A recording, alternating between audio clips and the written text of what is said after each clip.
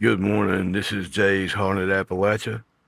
And since I passed out early last night before story time, in a wink and a nod to one of my favorite storytellers, this morning we're doing Coffee Before Dawn with Jay.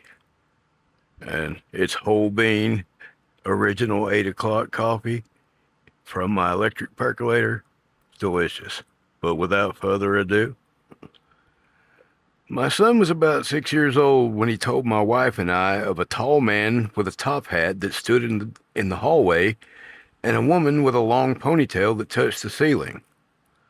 I asked him to give as much detail as he could remember about the two figures. He said the tall man with the hat stood still in the hallway, but he couldn't tell if he was looking at him or facing away. Then I asked of the woman with the long ponytail that reached the ceiling. She sat on the living room couch, staring out the window, and her ponytail was straight up instead of down like my wife sometimes wears hers. I asked if maybe he mistook the figures as us that he saw. He said no, I was too short to be the man. He was unnaturally tall, and my wife's hair wasn't long enough like the woman's. I assured him that everything was okay, and nothing will hurt him as long as we're around.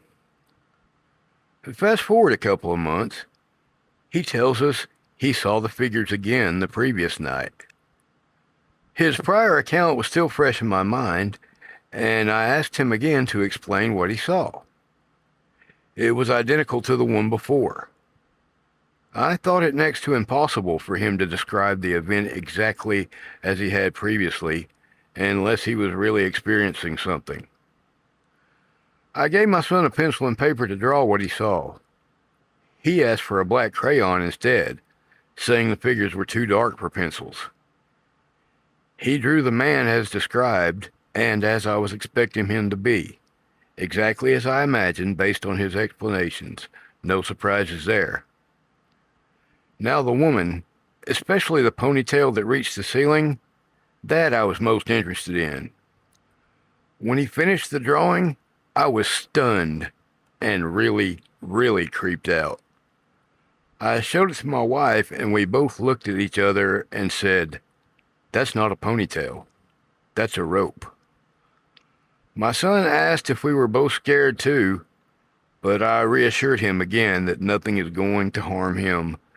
There is nothing to be afraid of, and that the man and woman were just being silly, like Mommy and Daddy act silly sometimes. That his drawings are really cool, and he's becoming a great artist. My son's almost 10 now. We still live in the same apartment, although he hasn't mentioned the woman since, and the man has been a distant memory for about a year now.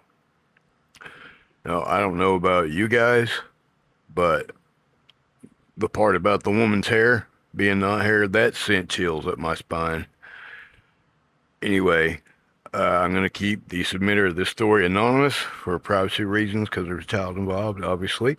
But that's been Jay's Haunted Appalachia for this morning and Coffee Before Dawn. I hope you guys enjoyed it. Keep Appalachia haunted, y'all. Keep sending me those stories and suggestions.